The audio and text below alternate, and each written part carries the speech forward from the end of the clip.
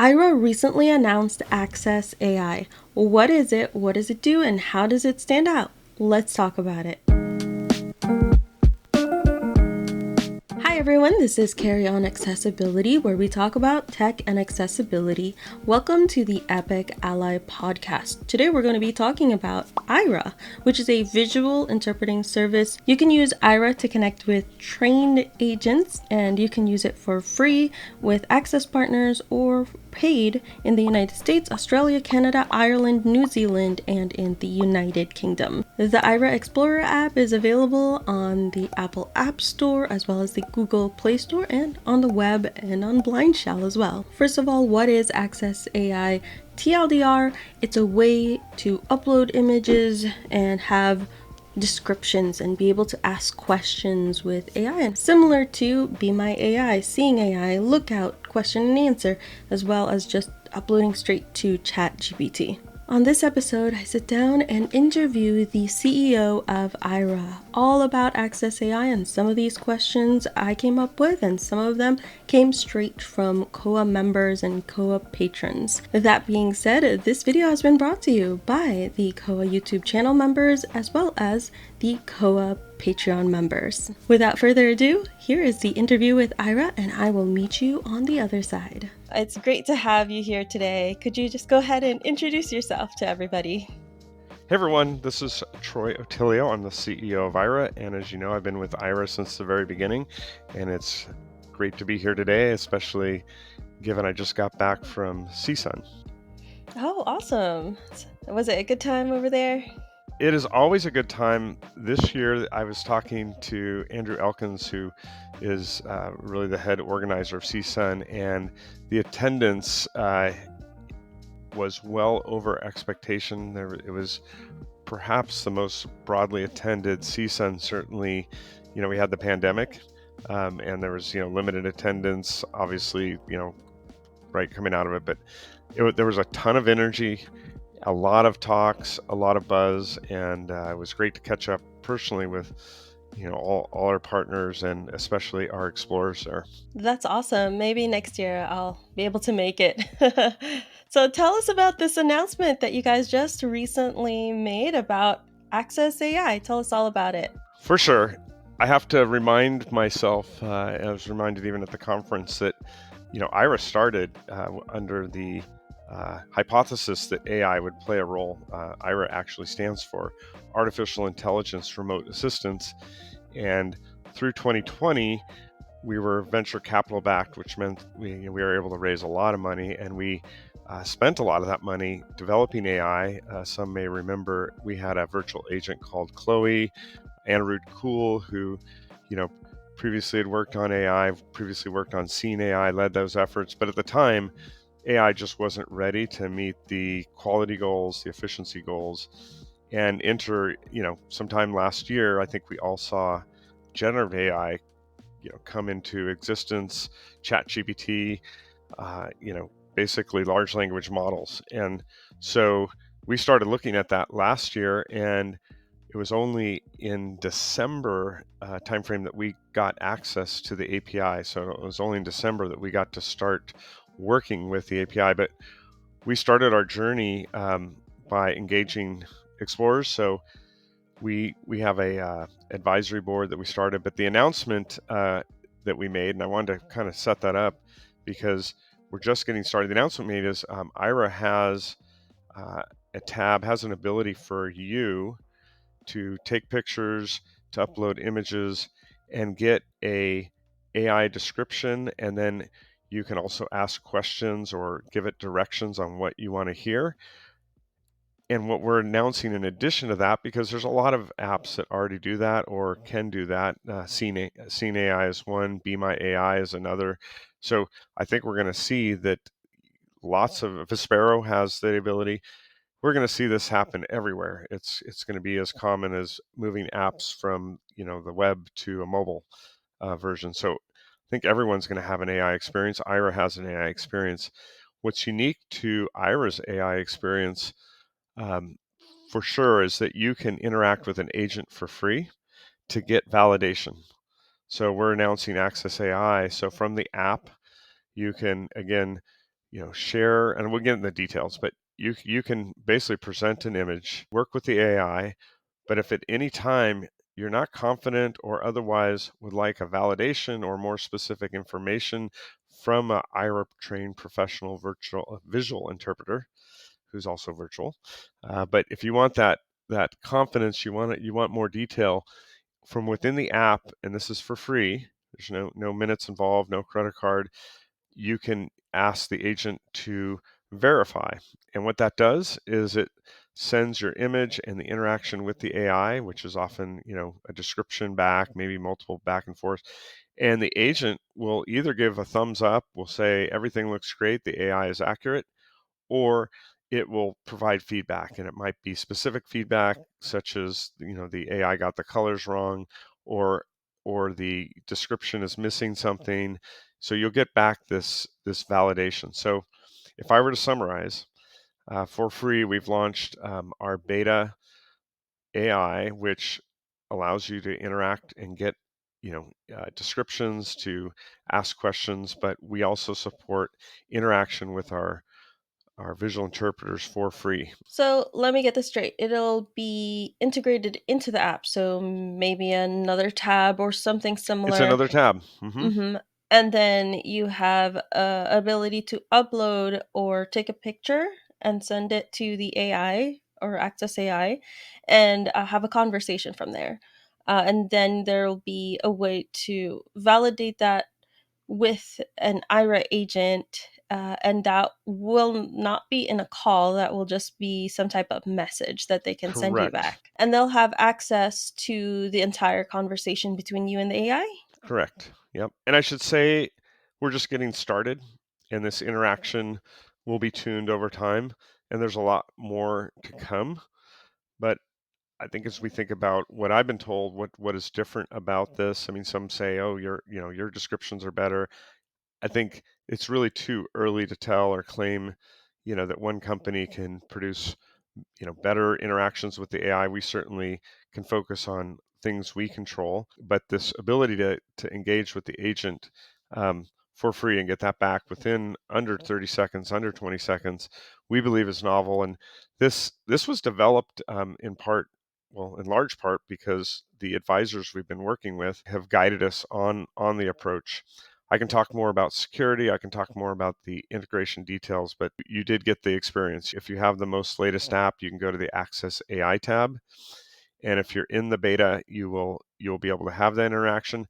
If you're not yet in the beta, so this is important, you will see a description of what Access AI is and a link to a form that you fill out to request access to the beta. We are adding people daily, and we're ramping this up to make sure that we don't impact wait times, to make sure we have enough agents to support the validation, to make sure that we're tuning the experience, and if we do have hiccups or whatever, that we have a small enough audience to adjust with. But the goal is to roll this out to all folks in a beta fashion, in the coming weeks. So I would encourage people, if they haven't, make sure your app is up to date, or if you've never used Aira or you haven't used it in a while, download the latest app on iOS or Android, and from there go to the Access AI tab, which you'll see, which is I think two tabs over, one tab over from the bottom, and hit the sign up link. Got it. Now, out of curiosity, will users be able to upload more than one image, or is it one image at a time, basically? Today it is one image at a time. That is certainly just one of many, many ideas and use cases on our roadmap, and that's why it's also important to engage the beta, because we have a way to collect feedback. But that is certainly one we have heard. Our CTO was talking about the roadmap at CSUN, and that and several more thoughts were included in next versions of our beta, which we at Aira seek to release, especially our beta app, on a bi-weekly basis. So the goal is to continue to iterate really fast and make sure we continue to improve, because this AI journey, I think, for any company, including Aira, is still very early. And so what we have today is the very basic, but our goal is to continue to invest so that we ultimately deliver the best possible experience and outcomes. I'm guessing that on that roadmap is also the ability to share an image from your gallery or your files to the Access AI. You can do that today. Oh, So you can do that today. Okay. I don't know the technical term on iOS or Android. Internally, we call it the share sheet, but we Mhm. actually support two share links. I think other vendors may support one. One is a share and get immediate description or something to that effect. So it's a one shot, it's a one click. You'll get your response in the app immediately.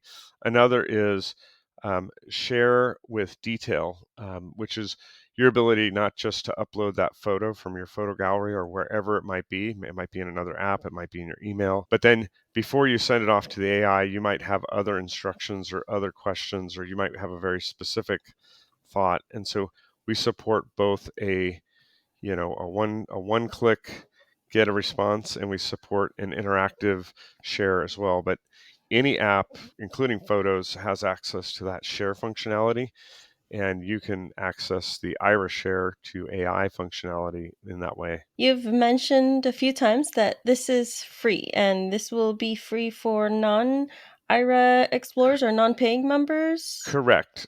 Just like today, it's free to download the app. It's free to make calls, whether that's a 5 minute free call or a call, that's sponsored by an access offer such as Bank America or Starbucks or Target Shopping or Target.com or 50 airports. The list goes on. Ira is free, and the Access AI tab is free. The interaction is free, and the image validation is free. One place where you would engage in minutes, which still could apply to your 5 minute free, is you also have the ability to, let's say you don't want to just get a validation back. Let's say you've got an image and you've had a couple of interactions and you're ready to start a call. And maybe the reason you're starting a call is because you need more information from that image, or that's just the context that you want to start your call with. Maybe it's a map of some place that you're thinking of going, and you ask the AI to kind of describe, the destination or the map. You basically understand it, but you're ready to navigate, and therefore you want to start with a call to Aira. The point is, we have a call button inside that Access AI experience that also sends the whole image and the chat history to the agent as just a way to start a call. And that's the one place where, again, you'd be subject to minutes, as I described. What you're saying is basically users will have unlimited access to Access AI, strictly speaking to the AI and having a conversation with it and getting validation. And getting validation from an agent in under 20 seconds. Yes. Now, how does that work, getting validation under 20 seconds? If you've had like a long conversation with an AI, won't that take Ira agents a while to, read through everything and give you feedback? It could, except for what you're doing specifically is you're picking a message in that history, that chat history, and you're asking the agent to comment on that one message. And maybe it's the last message in the chain of interaction, or maybe it's the first date. And what the agents are focusing on is the image description or the visual description of the picture. They're not focusing on, because they can't, any other information such as general knowledge. So let's just take a very specific use case. And this is Janine Stanley's favorite use case. So we use it. We love Janine. So I think everyone would agree who wakes up in the morning, if coffee is part of your routine, you want to be confident the coffee's ready. Making coffee is important. And a lot of coffee makers have different lights and switches. And so for Janine, she wants to know if, certain lights are on and maybe certain colors. And she's noticed that sometimes the AI hallucinates and maybe doesn't describe the light as either red or green, but maybe describes it as purple. Or she just wants to be confident. She wants to know her coffee is going to brew. That's a use case where maybe she's interacted, but she's going to pick a specific message. And she might even have asked the AI, like, is the light on the right purple? Or no, she'd probably ask, is it red? And if she's not confident with the response, that's the message that the agent sees.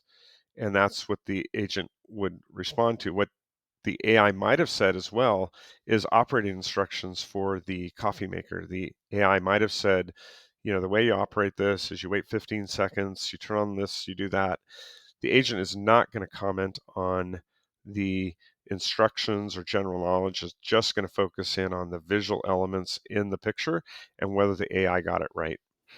So even with the example that you're sharing, will it provide the agent with your query? Like, oh, is the light on the right red, and the AI's response? Today's experience is going to work best if you ask the AI the very specific question, and then that specific question or the response that comes from that question is the one that you ask to validate. In the future, based on actually feedback we got at CSUN, we are thinking and are going to add other ways so that you could directly ask the agent versus the Mm, AI.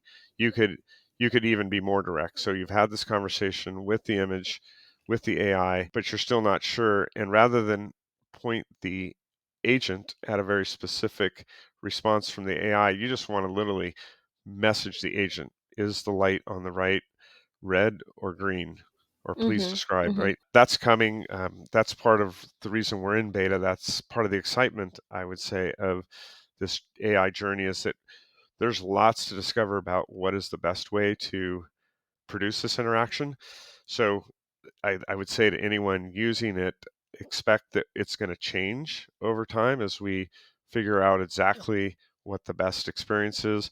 We're looking to customize the experience, to personalize it. I'm happy to talk about some futures, but ultimately, what you just asked is very insightful, because Mhm.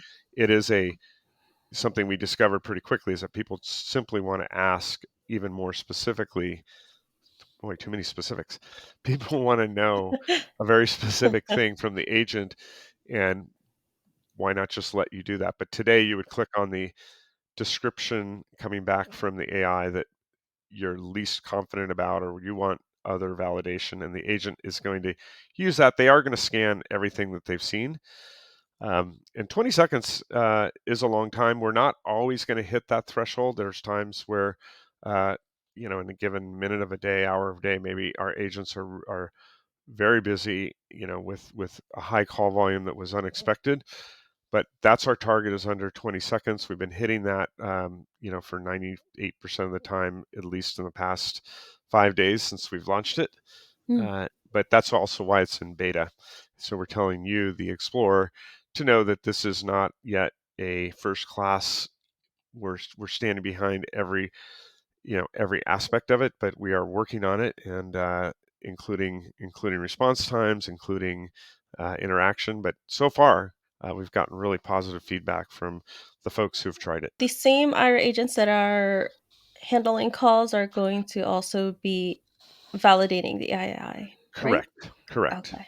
One of my questions, and a question from one of my viewers, is when I'm thinking about Ira and Access AI and how it's free right now, and I guess a lot of people just seem to be a little concerned because we remember the free 5 minutes. Now that has changed and been limited to 5 minutes every.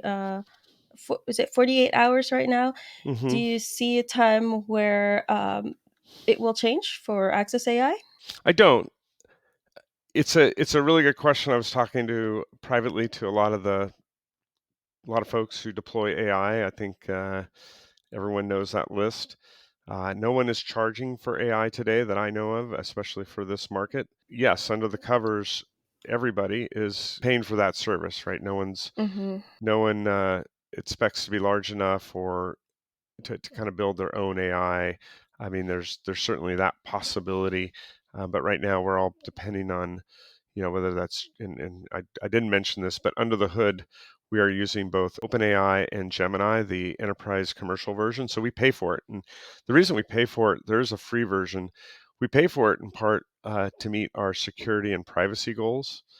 So another message I have for folks is that your interactions with the AI uh, are as trusted as your interactions with the visual interpreters. As many folks know, the majority of our growth and revenue comes from what we call access partners. So those are the Fortune 100, Fortune 500 companies that pay for service so that their employees can use Aira for free, so that their customers like Starbucks or Target or TD Bank can use Aira for free. It's that revenue that allows us to fund everything. Certainly, the subscriber revenue is important to us, and I'm happy to talk about that. But I don't believe that the path to growth is by charging explorers more, or even finding more explorers to take on subscriptions. In fact, one thing we did announce at at CSUN, I'm happy to share here, is that there are no plans. We will not be raising prices come 2025. In Mm. fact, my goal is to lower pricing. Now, I'm not announcing that today, but that is something I've asked my team to work on. So back to AI is free. Troy, are you going to ever charge for it? I have no plans to charge for it. We can afford to provide the that interaction. Ultimately, my hope is to get more people on the platform for free. Ultimately, that means that we can even be more effective at getting access offers. Because if you think about it, Mm. the more people using Aira, the more likely that they're going to ask for it directly from airports or from their favorite retailers, and that voice matters. Even though we go and we knock on the doors and we present Aira, there's nothing that convinces a potential partner better than an individual requesting it, right? And so ultimately, AI is a way to provide more benefit in addition to the 5 minute free, uh, so that you have an opportunity to have that app in your pocket, see the notification that you're at an access offer, or be aware of visual interpreting as a possible accommodation if you happen to get a job or be employed. You actually answered my next question, which was what AI model will it be using? And you said that it's both Gemini as well as OpenAI. I guess my question is how do you use both? How does that work? So we're evolving. So again, I think people out in your audience may have thoughts on this. First off, we're going to make it simple. Likely today you won't know which model you're using. Um, we are we are we are using both, and we're using the data that you provide either because of the way you use Access AI, or there's an ability to provide feedback in the app about the experience, just like you can provide feedback about the agent. So we're using your behavior and maybe your suggestions to determine which one is best, or maybe which one is best for which experience. So Mm, today we don't provide the customization or personalization. We don't ask you to choose.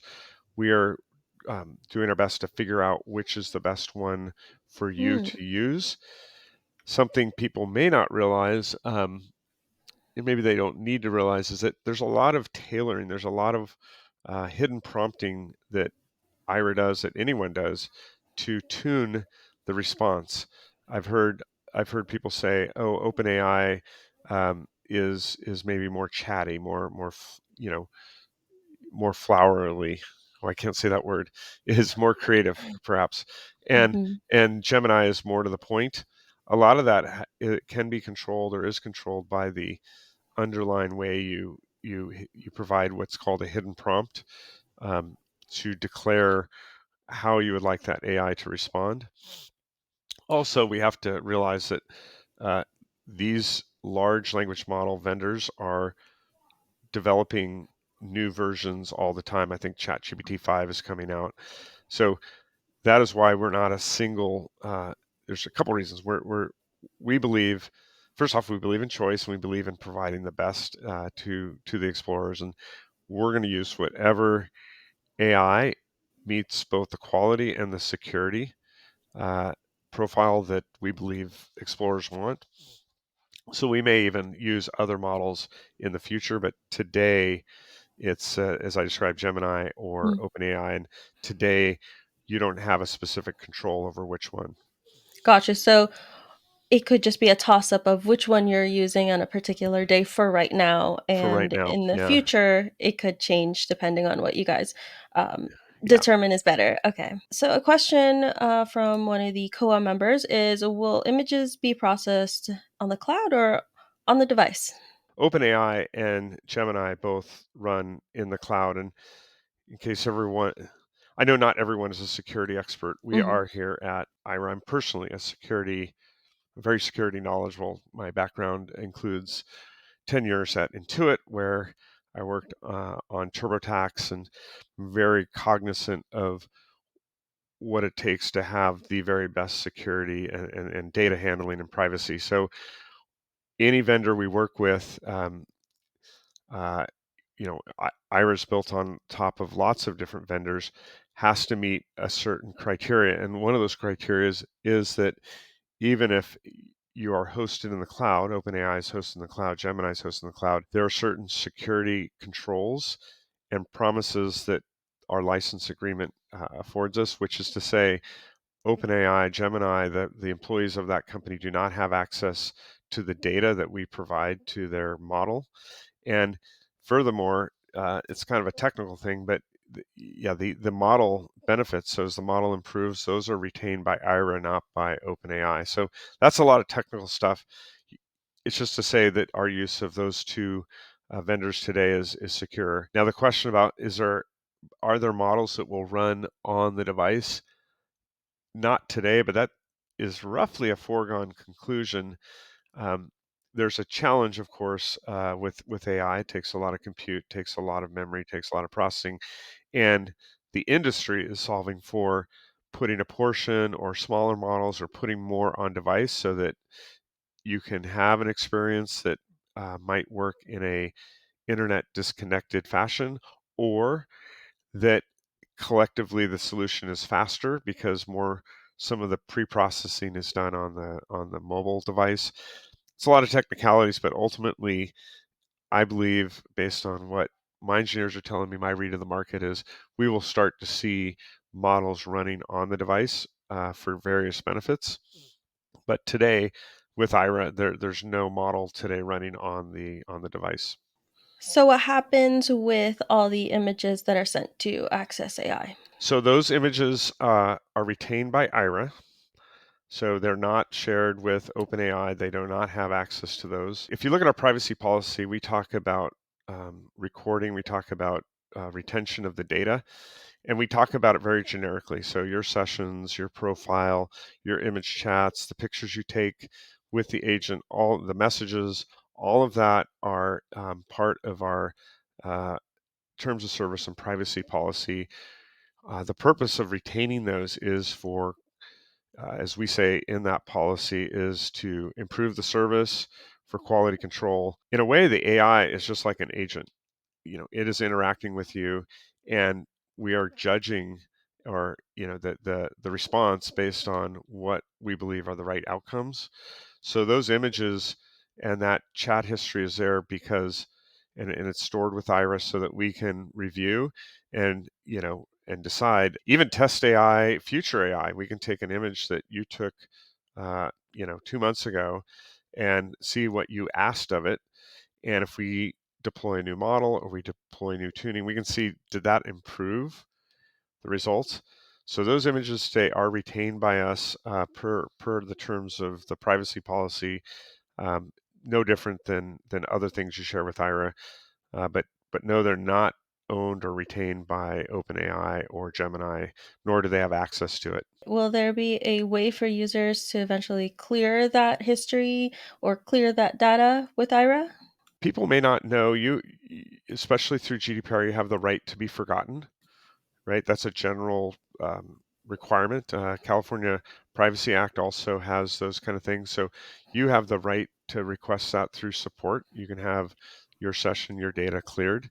We do Gotcha. not, yeah. And so uh, the image chat would be no different than anything else. Again, the way we look at AI is it's just more experience interaction with Ira. It's just another interaction. We're not treating that really any differently. Um, Even though I think it's a great question to ask, and I think people should always be, thinking about their personal privacy and what they want. But I just want to be clear that we don't look at it separately. Another question from a YouTube member is what countries and languages will Access AI be available in? That's a good question. I sometimes turn that around. I'm like, what do you want it to be in?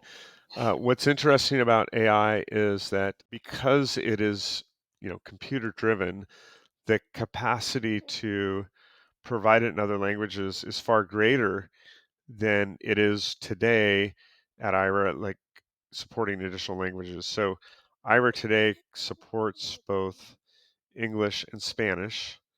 The application itself supports, in addition to English and Spanish, supports French. We are likely to deploy French speaking agents in the future to support our business partners in Canada, because that's a required language per Canadian law, et cetera, et cetera. On our roadmap is to support other languages beyond that, and so there, but that's going to be a slower process relative to AI, in part because you have to find the humans that speak that language. You have to train them. You might have to operate in country. So let's put that over to the side. The question was, will Iris support other languages, other countries with the AI? There's nothing preventing you today from using Ira either in English, French, or Spanish. You can download the app, you can set your preferences, the application itself, the prompts, the labels, etc., will change to be that language, and there's nothing preventing you from uploading images with text in other languages, and there's nothing preventing you from entering questions in another language. You will get a response that ultimately comes back in that language. And I should probably check that, but I will tell you a use case I tried just for fun. Uh, I uploaded a handwritten menu. So it was like sometimes out in front of restaurants, they put their menu of the day written in chalk and handwriting. You can take an image of that. And I took an image. I took a picture of one that was in French. Truth is, I Mhm. wish I was in France and I downloaded it, but I'd found the image online. So, and I uploaded to our AI, and I asked with the following prompt. I'm like, could you please tell me what the main dishes are and what they cost in US currency? So it was able to come back, it was able to Hmm. translate from French to English and do a conversion using current conversion rates to let me know what the price would be instead of in francs or euros in USD. So that's just the CEO doing a little discovery. I think our explorers are going to find all kinds of ways to make use of the AI at their fingertips, and uh, and I think it does provide us the ability to. I don't think it does provide us the ability to at least provide our service in other languages to start. Uh, we haven't made any decisions beyond that. That right now we're just opening up our beta to the public, and we're like monitoring to see what people do, and we're going to use those insights to decide how we productize or move forward. Another question from my patrons would be what makes Access AI better or different from its competitors like Be My AI and Seeing AI and the other ones that you've mentioned? And basically, why should people choose Access AI over the other AI apps out there? That's a good question. Ultimately, the answer I want it to be is because it best meets the needs I have. So you as an explorer, you as an individual, um, our goal is to create the best AI. What we're uniquely good at is being accurate and secure. And that's obviously the experience I hope you have with our agents in comparison to other services. And the same mentality, the same approach is with our AI. In addition to being secure and efficient, we're also looking for other ways to make our AI useful that we may extend beyond just image description. We may seek to deploy AI. Well, we are deploying AI internally with our agents, but I think you're asking specifically about the image interaction. So everything you share or interact with with our AI meets the same security and data privacy standards that you should and can expect from our agents, our visual interpreters. And then separately, unlike any other AI that I know of, you can go beyond AI. You can for free get a agent or visual interpreter to provide validation, like thumbs up, it's accurate, or provide additional info or a description of what the AI should have returned given an image description. Now, I just have a few wrap up questions. Awesome. One is, what led to the development of AI? What made you guys decide to do this? And what do you envision for Access AI in the future? Uh, we've always been an AI company. I might have mentioned in a previous answer, but happy to share again that we spent a lot of our early days looking to see what AI could deliver. What we saw starting in 2023, both me personally or folks that I were literally using ChatGPT, and when they came out with their support for images, we started using it. And we started looking at other players in the space who maybe had early access to the API. We did not have early access. As a fun note, I often talk to Mike Buckley. He's the CEO of Be My Eyes. We were actually at an event Saturday before CSUN together. He was just lucky enough to get early access to the API, and he credits that to just making some cold calls that led to getting early access. But everyone now has the same access. So we've been watching the development and what's possible, both by directly using ChatGPT, uploading images. We were watching how Be My AI has evolved. We've been always looking at seeing AI, and what we decided is that and looking at the security posture that you can achieve with OpenAI with their enterprise access, we said, look, it's secure enough and it's effective enough. It complements what we do. It's always been in our DNA, I suppose, to use AI. So it was kind of a no-brainer.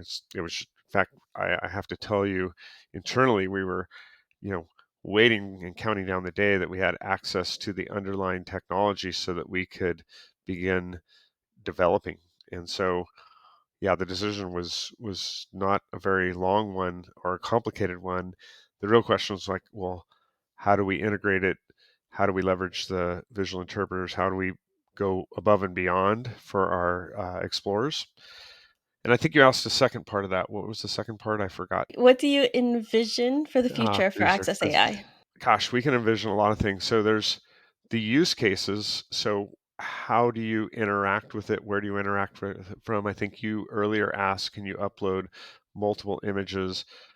There's a long list of possible ways to integrate it.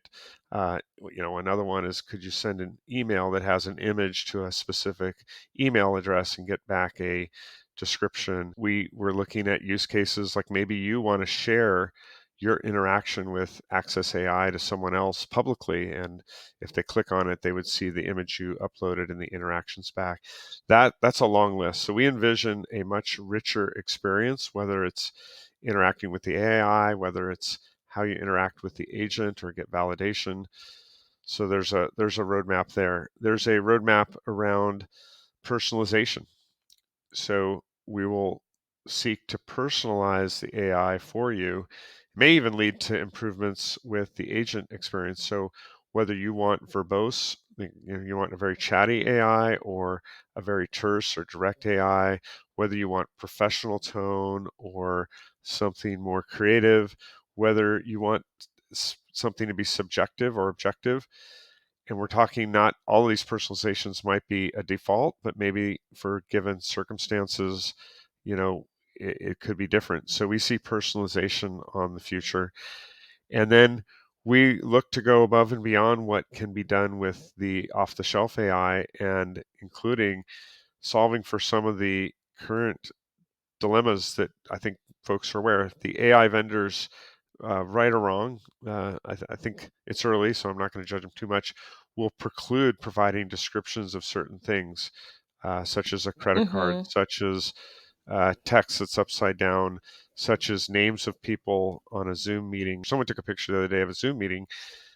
screen, and they wanted to know, who was on the Zoom with the names, and the AI would not give that up, right? So there's all of these cases, and we can get into the whys and hows, but we will be working with the vendors. We will be working on overcoming certain aspects of that. And what I see going forward is that AI should, whether through Aira or others, should take on more and more visual descriptions, should take on more visual interpretation. But equally, that leads to having more and more people using AI, and hopefully even greater independence, which leads to education, which leads to jobs, leads to other outcomes. And our job is to be a part of that and provide the most secure and efficient interaction. So I see a really bright future. I think this is a great time to be, at the head of Hire. I think it's a great time for the industry because it's exciting. It's changed, and it's changed for good. Even though there's going to be some stumbles along the way, it does unlock a new era of access to information. Yeah, I'm really excited to see where AI and Access AI and all the different AI platforms take Yay. us. You mentioned that this is on beta for the app, and that's going to be on iOS and for Android. And is that right? It's also available on the web or on your computer at explore.ira.io. We actually have, well, 5 places technically you can interact with Ira. You've got iOS, Android, Blind Shell.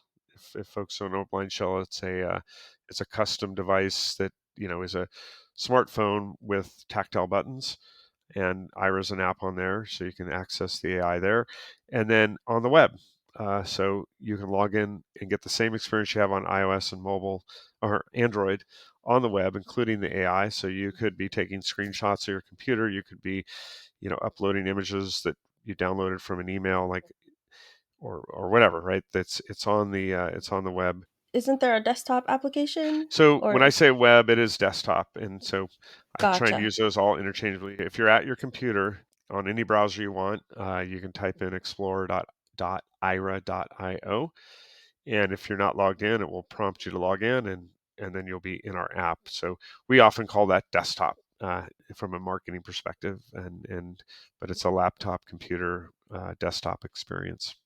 Gotcha. Well, that's all this is really exciting, and I'm really excited about it and excited to try it as well. Few last minute plugs, if you don't mind. One Sure. thing that hopefully folks see, but recently we've been hiring quite a number of folks as we grow.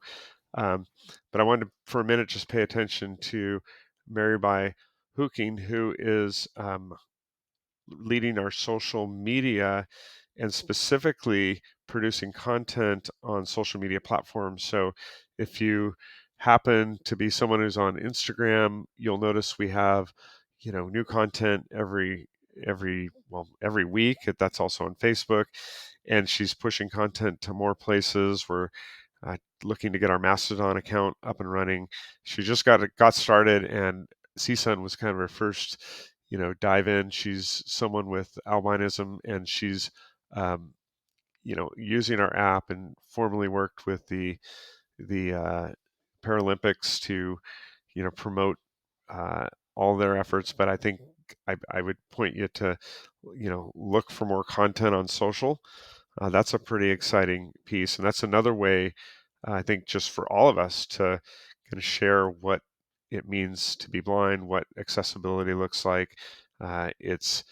It's our mission, because in part it's our commercial interest to bring awareness to more businesses and government about what are the best and most appropriate ways to provide accessibility. We think Ira and visual interpreting is one of them, but certainly general awareness is needed, and I'm really excited about the addition of our new hire for social. Awesome. We'll definitely add that to the links in the description.